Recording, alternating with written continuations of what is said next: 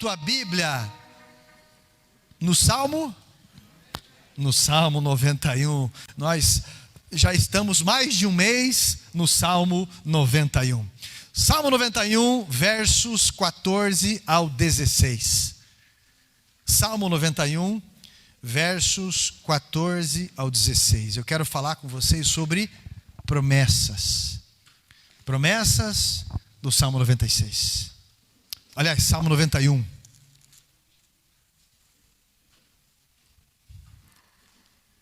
Deus é bom a todo momento. Salmo 91, verso 14 ao verso 16. Diz assim a minha tradução, aqui também você pode acompanhar, mas eu vou ler essa tradução aqui da minha Bíblia também. Deus diz, quem está dizendo? Deus. Porque a mim se apegou com amor. Eu o livrarei, eu o protegerei, porque conhece o meu? Ele me invocará e eu lhe responderei. Na sua angústia eu estarei com, e eu o livrarei e o glorificarei. Vou saciá-lo com longevidade e lhe mostrarei a minha salvação. Nós estamos já, como eu disse, há mais de um mês falando sobre o Salmo 91, que é um salmo de proteção, que é um salmo que nos inspira muito. E quem escreveu este salmo foi Moisés, não é? E um homem que passou extremas aflições, viveu momentos de muita paz, viveu uma riqueza estrondosa do Egito, em todo aquele poderio do Egito, e depois viveu uma pobreza desértica, e depois viveu uma paz, um consolo na terra de Midian, e depois um chamado poderoso, alguém que foi pressionado, não da sua forma, mas na forma de Deus em responder esse chamado. Moisés então enfrentou o maior exército da terra até então, para que cumprisse a vontade de Deus. Um homem que foi considerado a resposta da oração de pessoas para uma geração. A resposta de oração para pessoas que estavam aflitas e estavam pedindo a libertação para Deus. Quando Moisés escreve este salmo, ele sabe o que ele está escrevendo, porque ele sabe que ele conhece a Deus. E aí, meu irmão, existe uma mudança radical no Salmo 91, nos versos 14 ao 16. Presta bem atenção. Uma mudança radical. Porque dos versos 1 até o verso 13, é o salmista falando. Ele olha para Deus, ele aconselha pessoas, ele diz, aquele que habita, não é aquele que visita de vez em quando, não, Deus. Não é aquele que visita Deus só quando está precisando, não. Ele está dizendo que aquele que habita no esconderijo do Altíssimo, a sombra potente, vai poder descansar. Ele está falando sobre uma proteção. E ele começa a descrever ali sobre os livramentos que essa pessoa tem. Agora, do verso 14 ao verso 16, é Deus que está olhando para ele. É Deus que está dizendo para ele. Deus fala para o salmista, fazendo comentários acerca dele. Deus está fazendo promessas para esse salmista. E eu separei aqui 6 pontos rapidamente, que eu quero passar para vocês. A primeira promessa desses 3 versos está no verso 14, que diz assim, porque a mim se apegou com amor. Eu o livrarei, eu o protegerei, porque conhece o meu nome. Então tem 2 observações aqui. A primeira, se apegar a Deus com amor. E a segunda, conhecer o seu nome. Conhecer o nome de Deus. Preste atenção aqui, porque uma coisa é consequência da outra. As pessoas sempre gostam de ouvir histórias de triunfo, né? Eu e você, meu irmão, olha, escutar histórias de triunfo é inspiração para a gente. Eu mesmo sou um amante de filmes, não sou muito de séries, mas eu gosto de filmes clássicos, eu gosto de personagens, porque me lembram pessoas.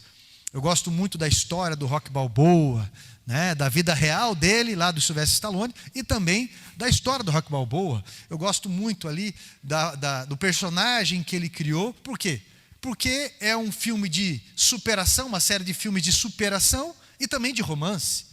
E eu acho muito importante você ter pessoas a quem se espelhar, porque aquele filme eu lembro do meu pai de criação, tá? O jeito dele, a forma, as filosofias e coisas desse tipo. Então, nós precisamos de histórias de triunfo.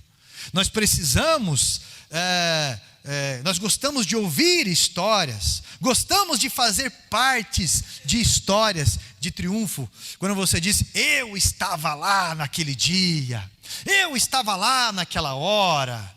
Eu achei interessante uma vez, uma mulher que procurou um pastor, e isso me marcou, o que essa mulher disse e o que esse pastor vivenciou com ela. Porque ela procurou o pastor titular da igreja, e ela dizia que queria deixar aquela igreja, que ela não queria mais membrar ali. E o pastor olhou para ela e falou, mas aconteceu algum problema com alguém? Alguém maltratou você? Né? Alguém fez algum mal para você específico? E ela respondeu que não. Não, ninguém fez nada para mim, pastor. Simplesmente não aconteceu nada disso. E ela disse então que ela queria uma igreja que empolgasse ela. Eu quero uma igreja que me empolgue. E essa igreja que não me empolga. E ela falou, por que não te empolga essa igreja? E ela disse, essa igreja aqui não tem uma história para eu me orgulhar dela.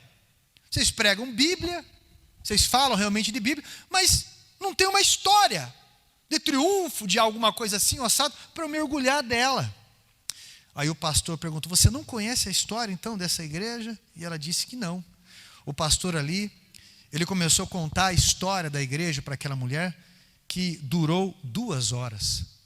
Falou das colunas da igreja, está vendo aquela pessoa ali? Aquela pessoa uma vez, aquele homem, aquela mulher, essa igreja aqui, assim, assado, quando eu cheguei aqui, já estava assim, isso. E quando ele terminou de contar a história, as situações, ele disse que no rosto dessa mulher as lágrimas estavam escorrendo do rosto dela. E no final ela respondeu algo para ele que me marcou. Ela disse bem assim, pastor, ninguém consegue amar aquilo que não conhece. Ninguém consegue amar aquilo que não conhece. Você não vai amar a Deus se você não conhece a Deus. Porque ninguém ama estranho. Você só ama as pessoas que você se relaciona. Então, quando você conhece a Deus, você ama a Deus. E Ele está prometendo, por você que o ama, a salvo. A salvo de tantas enrascadas, a salvo de tantos perigos, salvo de tantas ameaças, a salvo de tantas amarguras, a salvo de tantas armadilhas. Eu lembro uma vez que eu estava voltando, acho que ano retrasado, da comunidade terapêutica lá de Mandirituba, e geralmente na BR, caminhonete eu ando 80, 100 por hora, voltando à noite de lá, o carro, a caminhonete cheia de gente. E de repente passei do pedágio, escutei um barulho, não dei muita moral. Quando eu chego no viaduto do Sabará aqui, que eu vou entrar, eu escuto um rum, rum, rum, rum bem forte. Quando eu estaciono a caminhonete, são 5 parafusos, 3 haviam quebrados e 2 estavam na ponta. A roda da caminhonete estava girando assim, ó. E a gente dava risada da caminhonete, conversava, cantava e tudo mais. E eu olhei para aquele povo e eu pensei comigo, Deus colocou um anjo ali. Se você está numa curva daquela ali a 80 por hora, a roda de trás cai, o que vai acontecer? Capota e tudo mais. Então, Deus muitas vezes põe a gente a salvo, meus irmãos. E eu lembrei do Salmo 34, do verso 7, que diz assim, os anjos do Senhor acampam-se ao redor dos que o temem e os livra. Quantos livramentos, meus irmãos, quantos livramentos nós já recebemos, não é verdade? Segundo ponto que eu quero destacar aqui como promessa de Deus, está no verso 15, na parte A, que diz assim, e ele me invocará e eu lhe responderei. Que coisa maravilhosa é Deus responder a nossa oração, né? Como é importante nós sermos ouvidos por pessoas. É tão triste quando há indiferença. É terrível quando você fala e alguém não escuta. Eu costumo dizer que a dor do desprezo é a pior do que dor física em muitas ocasiões. Não é verdade? Pois eu digo que o inferno é um lugar de lamento, onde Deus escolheu não ouvir. É um lugar de lamento onde ninguém escuta. Aqui você grita, alguém escuta. Aqui, como diz aqui em Curitiba, você fica rateando, as pessoas escutam. Alguém vai escutar. Mas no inferno ninguém escuta. É muito bom Deus ouvir a nossa oração. Oração não é para gente forte. Oração é para gente fraca. Oração é para pobre de espírito. Oxa, pastor, como assim? Jesus Cristo disse, segundo o relato, o testemunho de Mateus, no capítulo 5, no versículo 3, bem-aventurados os pobres de espírito, porque deles é o reino de Deus. Uma outra tradução diz, né? Porque serão enriquecidos. Vamos corrigir algo teologicamente aqui que eu acho muito importante. Tem muita gente falando que a oração é poderosa. A oração, ela não é poderosa. Poderoso é quem responde a oração. A Bíblia diz que a oração de um justo pode muito em seus efeitos. Mas poderoso é quem responde a oração. Um justo é quem é justificado, quem é coberto pelo sangue de Cristo. Então o poder não está em mim que oro. Eu já vi gente falando bem assim, pastor, eu quero que você faça uma oração por mim, mas uma oração de poder. Eu falei, qual oração que não é de poder, se é crendo? Não, eu quero aquela oração de bate-pé. Aquela oração de grito, que rodopeia, que levanta um braço de um lado e outro assim, ó. Eu quero aquela oração, pastor, que fala gritando. Aquela oração que eu quero sentir. Isso não tem a ver com poder. Oração com poder é uma oração segundo a palavra de Deus e de um coração sincero. Não é? Então o poder não está em mim. O poder está naquele que responde à oração. Se você entende isso, então invoca a Deus. Apresenta a Ele a sua causa. Talvez você veja aqui hoje com uma batalha horrível na sua mente, mas apresenta a sua causa para Deus. E conheça a palavra de Deus para orar segundo a palavra. Por que orar segundo a palavra? Eu vou dar um exemplo para você prático. Um advogado, por exemplo, quando o advogado ele vai defender alguém, não é que ele está defendendo alguém, ele está defendendo a lei. A lei com a qual essa pessoa tem direito.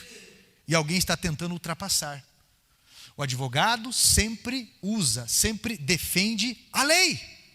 Ele vai reivindicar a lei. Os decretos de Deus são leis. Você pode invocar a Ele, como Ele diz aqui.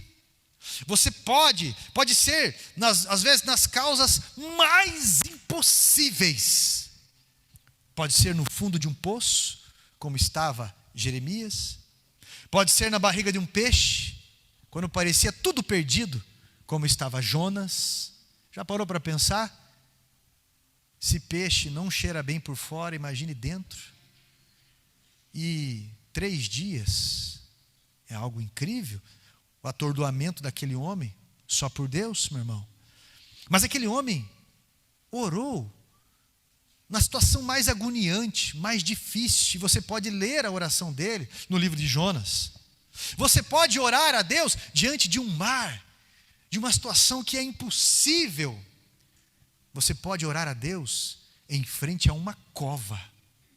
Quantas vezes eu estive em frente a covas, pessoas que médicos haviam desenganado.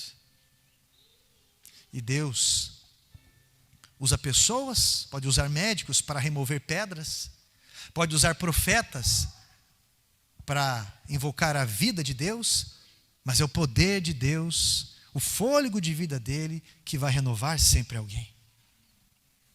A palavra de Deus desperta o seu poder.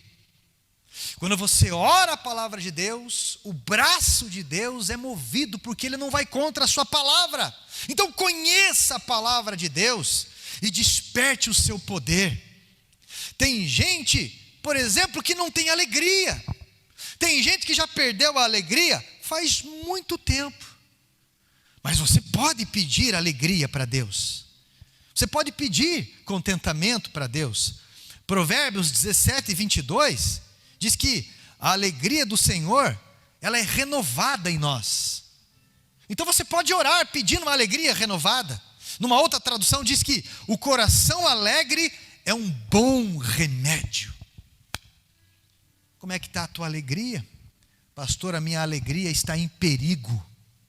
A minha alegria está em sério risco. Faz muito tempo que eu não sou uma pessoa alegre. Eu era uma pessoa que eu era até repreendido muitas vezes, porque eu era até meio bobo, de tão alegre que era. Hoje, pelo amor de Deus, eu pareço uma porta velha, sabe? Reinando para lá, raspando para cá, rabugento. Eu me sinto o Lineu da grande família, sempre tenso, sempre atento. Parece que eu sempre tenho um boleto para pagar amanhã. Parece que eu sempre estou com uma situação difícil. Meu irmão, tem promessa. Deus vai responder você. Eu li um livro uma vez, e quem é o autor desse livro, embora ele seja um holandês, no livro está escrito Irmão André. O nome dele é André, que escreveu esse livro. Olha só. E o nome desse livro é Contrabandista de Deus. Alguém aqui já leu esse livro, Contrabandista de Deus? Teve algumas pessoas. Eu li faz muitos anos. Contrabandista de Deus por quê? Porque ele contrabandeava para distribuir Bíblias em países comunistas. Aí você que apoia o comunismo, presta bem atenção no que eu estou falando. Vê se esconde isso com a tua fé. Aonde chega. Porque todo lugar que é aplicado o comunismo e está vivendo uma desgraça, fala, não, mas isso não é o socialismo, isso não é o comunismo. Não, é sim. Mas escute, e ele contrabandeava Bíblias para dentro.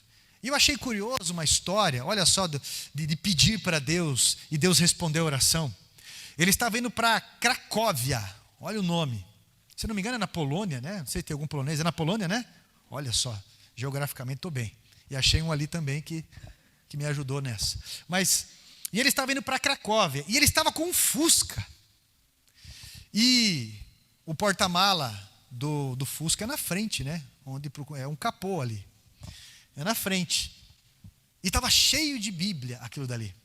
Então quando ele passa pela alfândega, pedem para ele parar. Estava cheio de carimbo o passaporte dele já.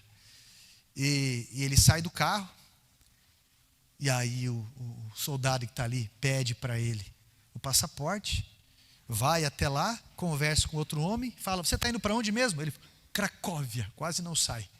Tá bom, voltou, vieram os dois e falaram para ele, por favor, abra o capô do Fusca e abra os demais compartimentos do automóvel e sai do veículo.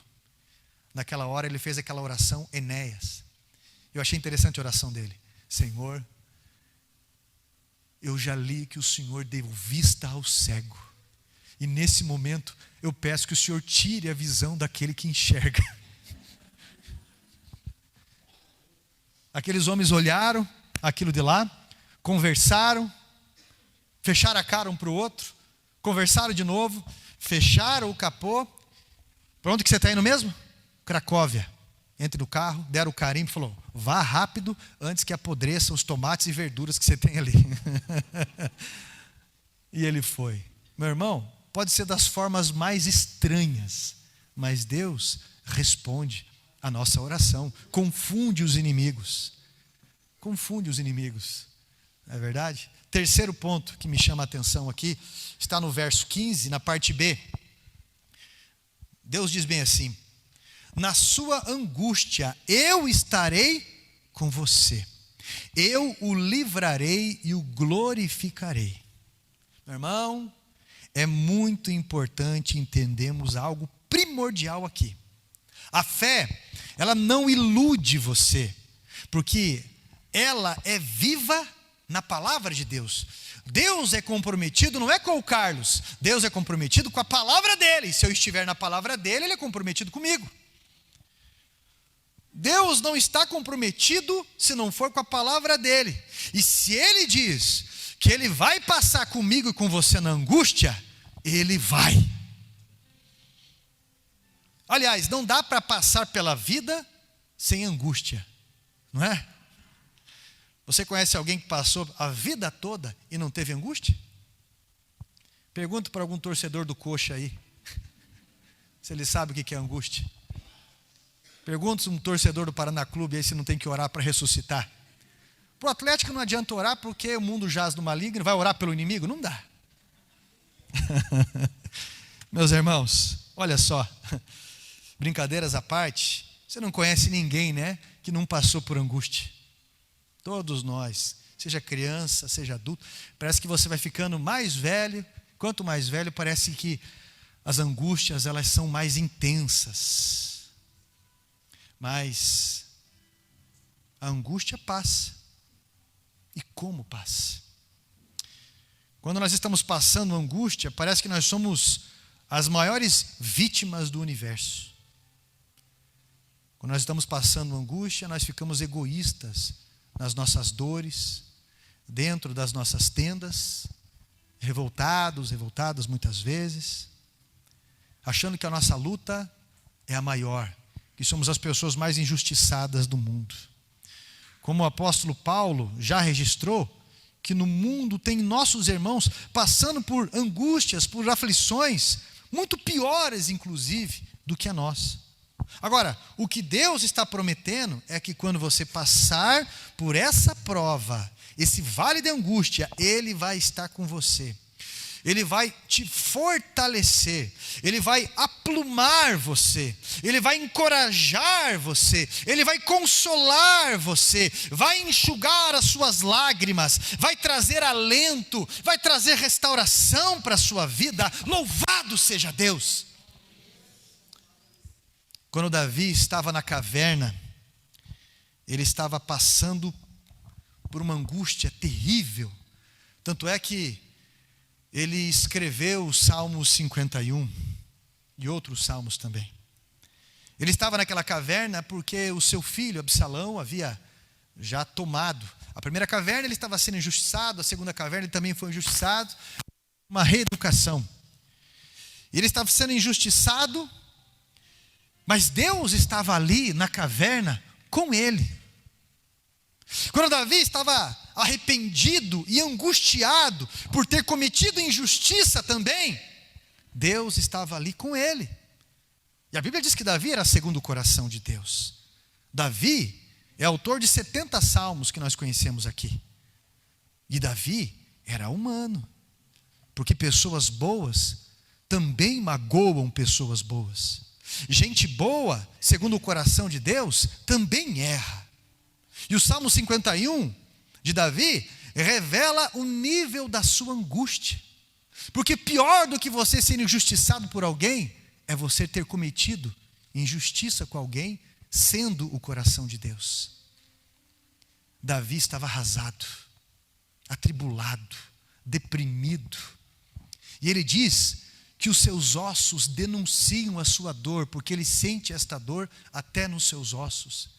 Ele pede para Deus que o lave, porque ele se sente despedaçado como uma pessoa em decomposição, como um leproso. Ele pede para ser lavado com uma erva de isopo, que era uma erva que se lavava leprosos.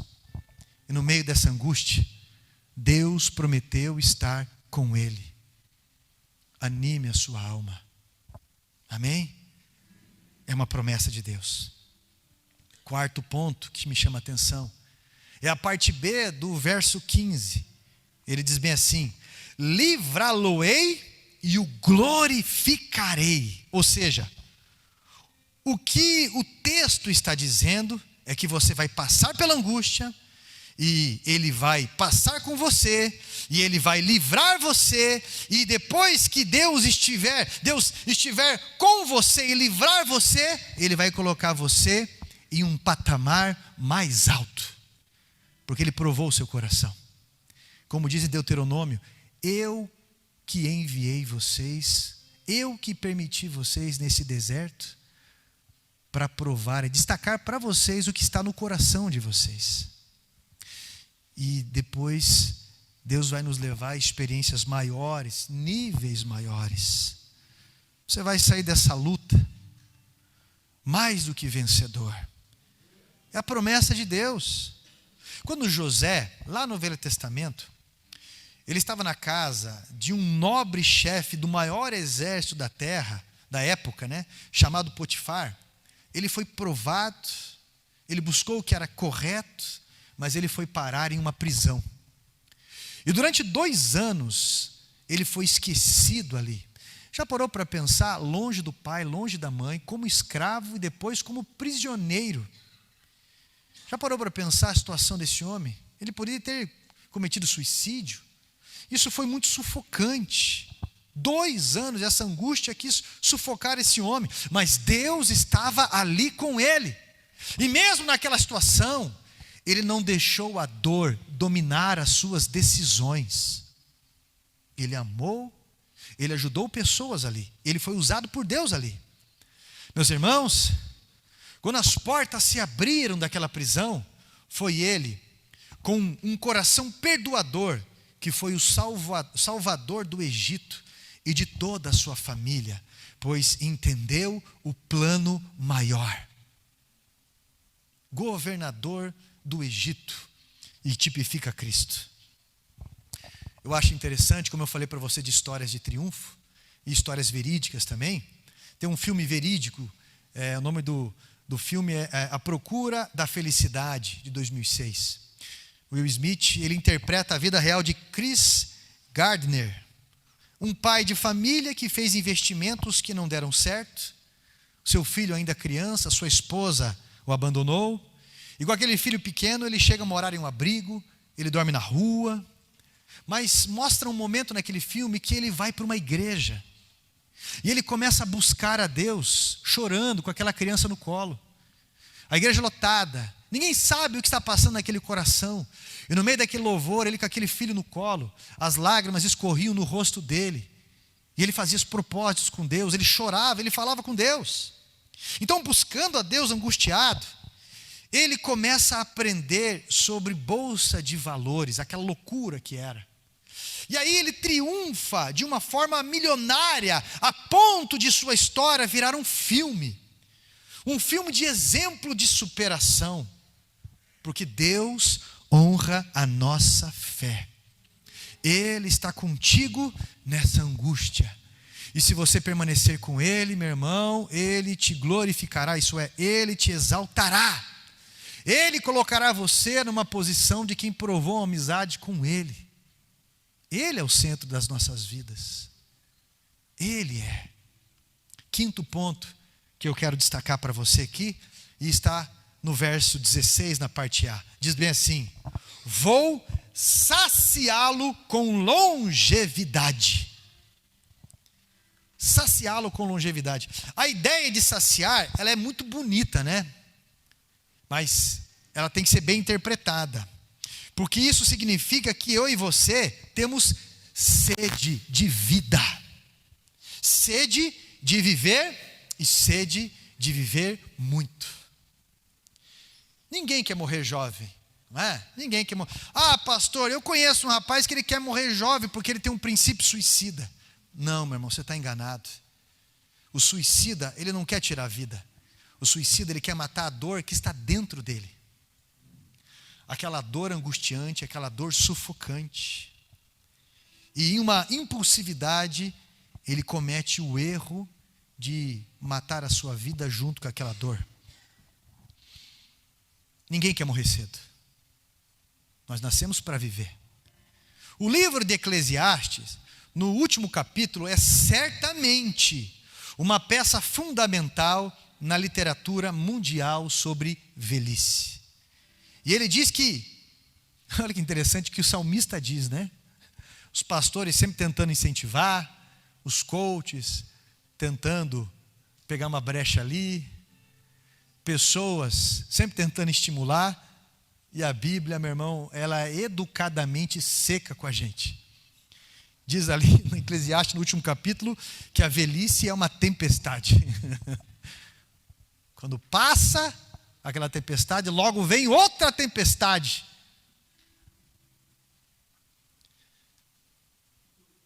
Um aguaceiro, ventos. Ele diz que velhice também é como uma casa que está ruindo. Ei, meu irmão, parece a música do Chiru missioneiro, né? Fala corpo esgualepado. Diz que a velhice é como uma casa em ruínas, ou ruindo.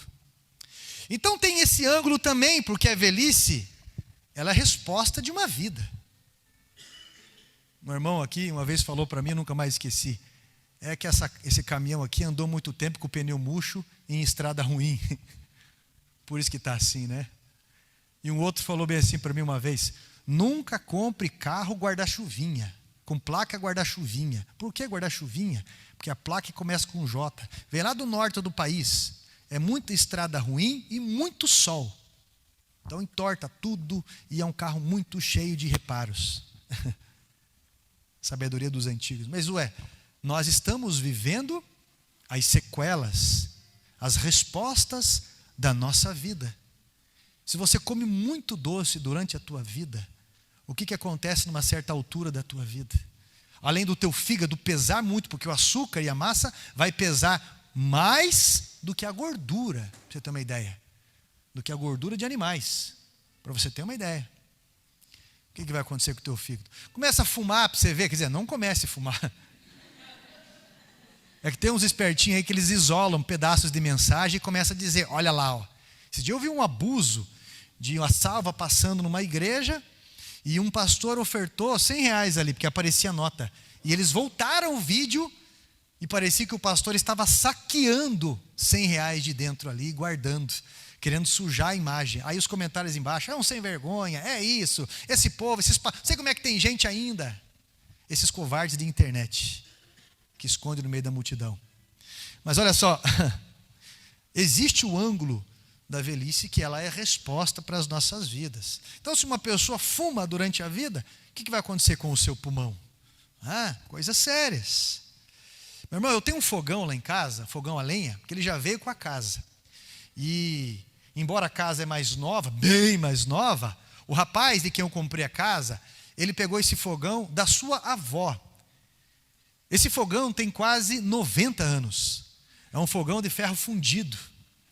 E ele traz as marcas. Por mais que eu melhorei ele, maquiei ele, pintei, reformei, lixei, meu irmão, aquelas grades de um lado interno, já não tem mais.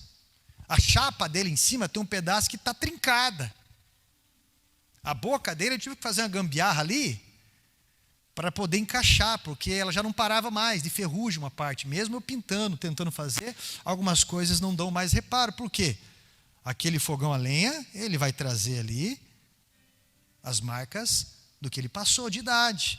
Mas ele funciona. Ele funciona.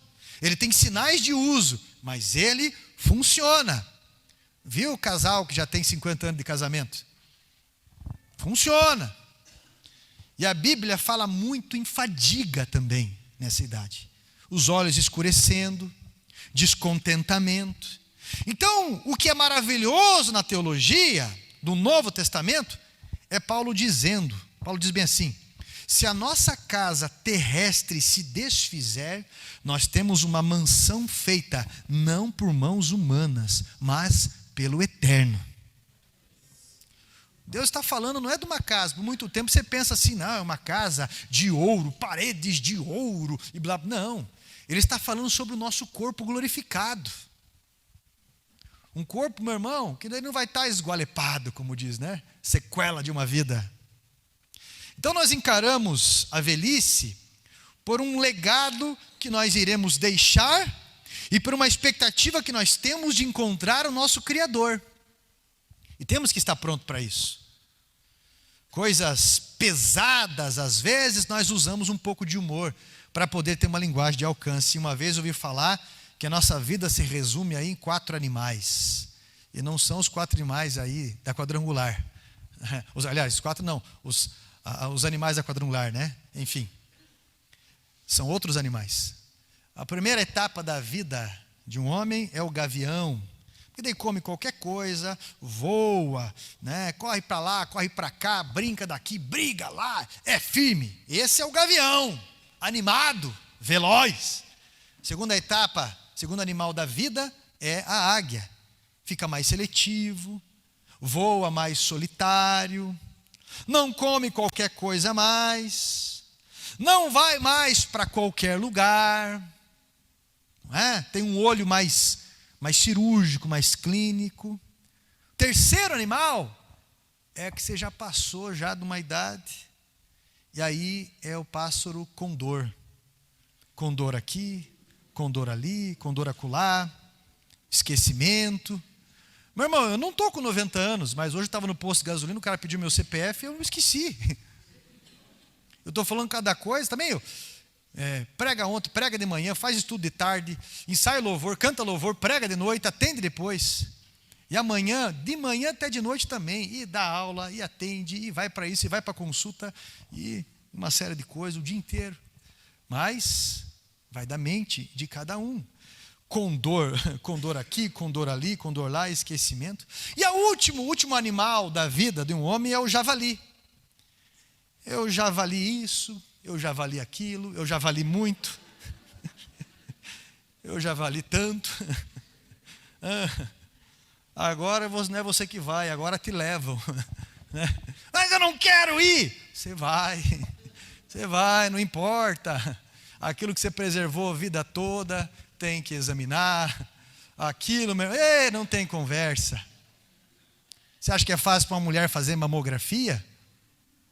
Coloca aquele negócio lá, vem aquela prensa, aquela morsa ali.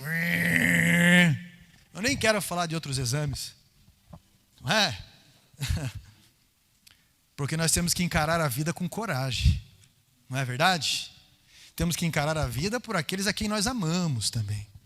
E a tese de Eclesiastes é que, embora a ciência tenha nos levado a uma vida mais longa nessa expectativa, a pergunta é: está melhorando a qualidade de vida? As pessoas estão vivendo mais, a expectativa de vida aumentou, mas está melhorando a qualidade de vida?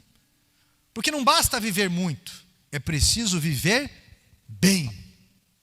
E o texto está dizendo que Deus sacia você e com vida longa. Deus atende essa sede que você tem de viver. E é bom viver bem. É bom viver bem, não é verdade? É bom chegar na tua casa, abrir uma geladeira, ter um flan para você comer e você não passar mal. Melhor do que o almoço de domingo com costela, aquele frango, é a janta de domingo, que é o resto daquela costela, aquela maionese e aquele capotado de frango que parece que foi uma fera que devorou aquilo ali. Como é bom. O último livro do doutor Billy Graham, o último livro que ele escreveu, Billy Graham estava com 80 e tantos anos já, né? E ele escreveu esse livro chamado De Volta para Casa. A primeira frase do livro já chamou minha atenção. A frase diz assim: a velhice não é para os fracos. O que é um velho? É um jovem que deu certo por algum motivo. Meu irmão, para mim, a velhice é uma honra, porque Deus sabe das verdades do meu coração, e eu admiro demais as pessoas que chegam à velhice. As cabeças brancas, já passaram por tanta coisa. Emprego que virou desemprego. Alguns perderam membros do corpo. Alguns, meu irmão, eu já atendi gente que veio da Segunda Guerra Mundial, me contou histórias da Segunda Guerra Mundial. Alguém que conversou com quem estava na Primeira Guerra Mundial. Tem um tio meu, faleceu já, Quando eu o conheci, ele estava com 86 anos, tio Júlio, e ele foi para a Segunda Guerra, foi na Itália, foi um dos pracinhas, uns do quase 24 mil soldados brasileiros. Ele foi para lá, ele me contou algumas coisas, ele tinha espada da Primeira Guerra, e é maravilhoso você escutar de quem vivenciou. Eu já fiz visita para homens que, alguns já faleceram, né? Os que eu fiz visita faleceram já estavam de idade. Teve um que estava com 95 anos, e foi da Segunda Guerra, e ele gritava no leito, ele estava biruta, já batendo biela, do nada ele gritava, bomba! Imagina o efeito que não teve isso na vida dele. Um pracinha foi para a guerra com 20 anos, 18, 22 anos. O cara estava com 95 anos. Não é? As coisas que vivenciaram. Tem uma tia da Gleice que ela casou, o marido faleceu. Casou de novo, o marido faleceu. Estava com o terceiro, o cara se espertou e saiu fora. Porque o cara já estava meio estranho já. Ele já estava ficando meio estranho, já estava, entendeu? Imagine só enterrar pessoas que você ama, filhos. Então eu admiro demais pessoas aí, né, com história de vida. Eu ouvi a história de um pastor que ele foi visitar uma ovelha que estava já num leito de morte. Já tinha sido desenganado e tudo mais. E de início, o pastor chegou lá, e meu irmão, algumas perguntas não dá para você fazer, né, em alguns ambientes, em alguns lugares, mas todo mundo erra. Ele chega para esse irmão, que está na UTI, cheio de mangueira nos braços, no nariz, aquela condição, desenganado, ciente disso. Chega para o homem e pergunta para ele, daí, tudo bem? Irônico isso, né? Tudo bem? E aquele homem poderia ser um belo de um colérico, talvez, de um melancólico, às vezes ser seco na resposta, ou qualquer um irritado. Mas, acima de tudo, aquele homem era um cristão. E ele respondeu, vai tudo bem, pastor. A casa que eu moro está ruindo, desmoronando. Mas eu já estou de malas prontas para me mudar para a casa do Pai. Porque essa é a certeza do crente. Eu fiz visita para um homem uma vez, ele pediu oração. Depois eu estava no posto de saúde no Campo Comprido, aquele senhorzinho chegou lá com uma boina e tudo mais. A aparência dele não estava legal. E aí a filha dele, quando eu era pastor auxiliar lá no Fazendinha, estou falando para você de 24 anos atrás, mais ou menos. E aí a filha dele veio falar com a gente que o pai faleceu. Já estava com uns 80 e tantos anos, eu acho. Mas ela achou interessante que ela estava sonhando, o pai dela cristão, um homem da Assembleia de Deus, um exemplo de vida na criação dos filhos, um esforço, um homem de oração. E ela falou que ela teve um sonho, que veio um anjo, foi até o quarto do pai, até a cama do pai, e puxou ele pela mão, e ele subiu. Aí ela acordou, e mais do que depressa ela foi até o quarto do pai. E ela achou interessante o pai dormindo com uma mão assim. E o pai estava morto. E olha, meu irmão, foi um dos velórios, se dá para dizer assim, um dos velórios mais bonitos que foram celebrados. Pela atmosfera do ambiente e coisa e tal. Porque embora a pessoa possa estar passando por aflição, ainda assim, ela pode apacentar outras pessoas. Eu lembro da mãe da pastora Rosélia, o vó do pastor Rogério, da Adriele, e os três contaram para mim que ela já havia sido desenganada. A avó prometeu para ele, você quer um disco cristão ou você quer um guarda-chuva?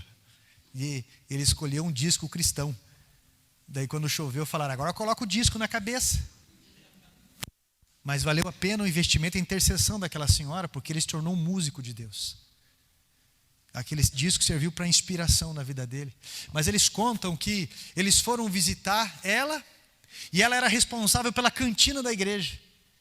Naquela situação de leito de morte, falando fraquinho, ela disse bem assim, como é que está a escala das coxinhas? Está tudo certo, mãe. Está tudo ok, fique tranquila. Você já vai sair disso. Fique tranquila. Daí ela, eu saí disso? Olha o que ela falou. Eu estou vendo um anjo na porta. E eu sei que ele veio para me buscar hoje. Aí todo mundo chorou, orou com ela.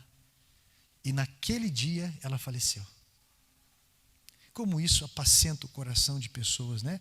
Pode ter uma saudade, mas tem um consolo, mesmo assim, de alguém que caminha com Deus. Essa é a certeza do crente.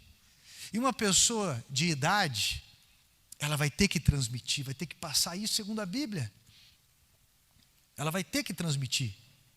Até a Bíblia fala mesmo, né? Timóteo aconselhando, aconselho que as mulheres de idade não sejam mexeriqueiras, mas sejam exemplos de conduta.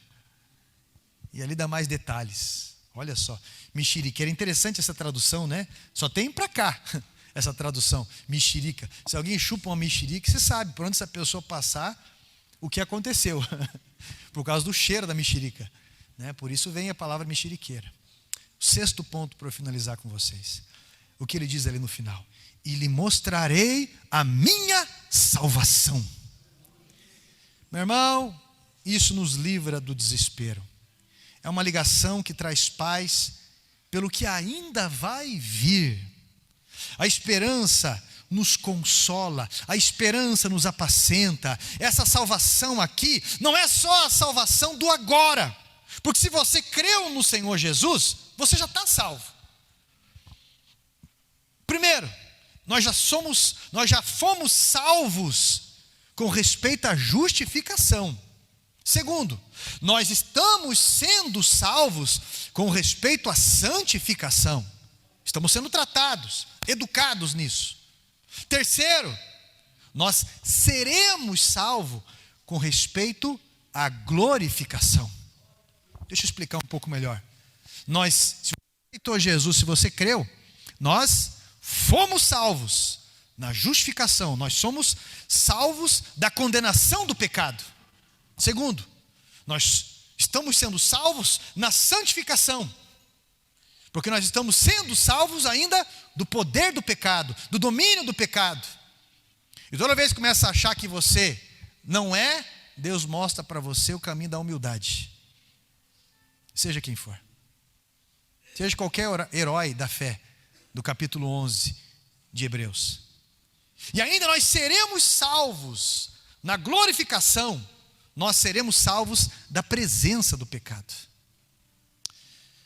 Haverá um dia em que Jesus vai olhar para nós e Ele vai dizer: vinde benditos do meu Pai, entre agora na posse do reino que está preparado para você desde a fundação do mundo.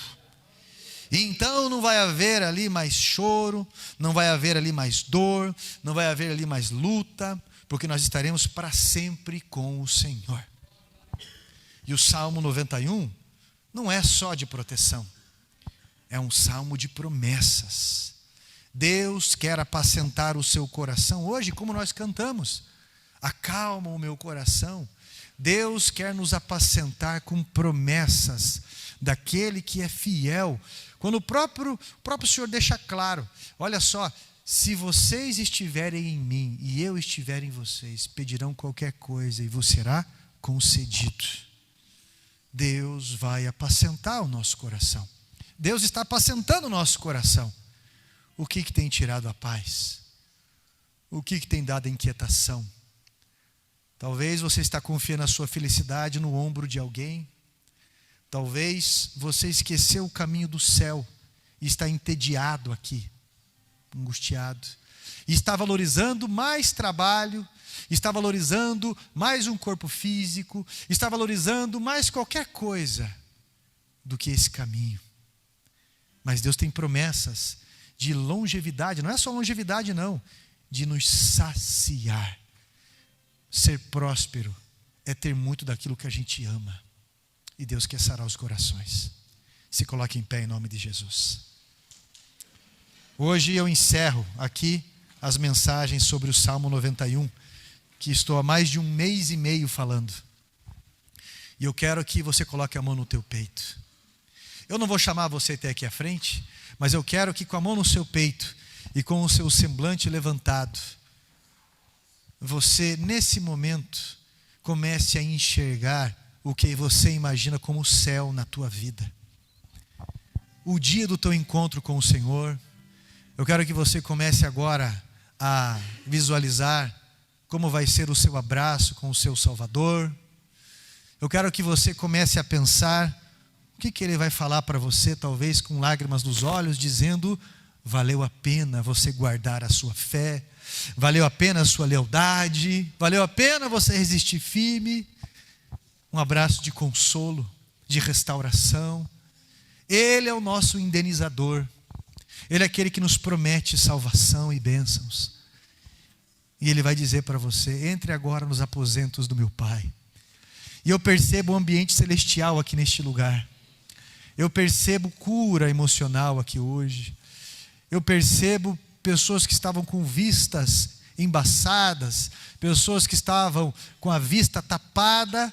Eu percebo que essas escamas estão caindo e essa pessoa enxergando vida, enxergando do ângulo celestial.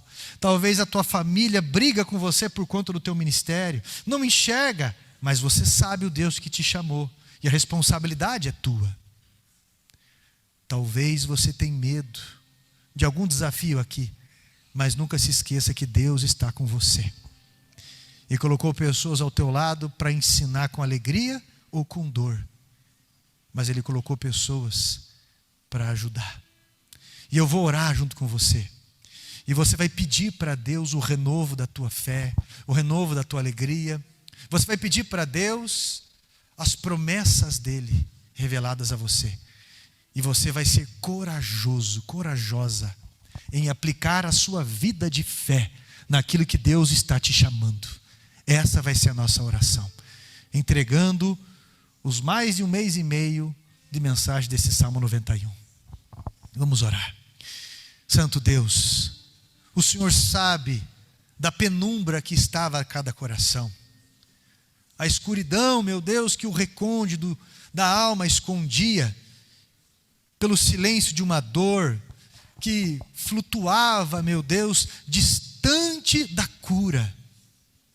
Mas o Senhor pode alcançar hoje os sentimentos mais profundos, as dores mais revoltantes, os traumas que muitas vezes vêm emergir e querer tomar decisões na vida. Ah, Pai, com todos os nossos erros, nós queremos dizer que nós te amamos. Nós queremos dizer, Pai, que já conhecemos o teu poder, mas ainda queremos conhecer muito mais, porque ainda nós confessamos que somos muito rasos, que temos o coração muito duro. Queremos confessar ao Senhor que precisamos, meu Deus, da sua companhia, poderosamente da sua companhia. Sara, Deus, a nossa mente, as nossas memórias. Sara a provisão nas nossas vidas. Sara as nossas palavras. Que a tua proteção que está neste salmo, que as promessas que estão neste salmo, neste momento venha envolver as nossas expectativas, venha envolver, Pai, oh meu Deus, todos os nossos passos.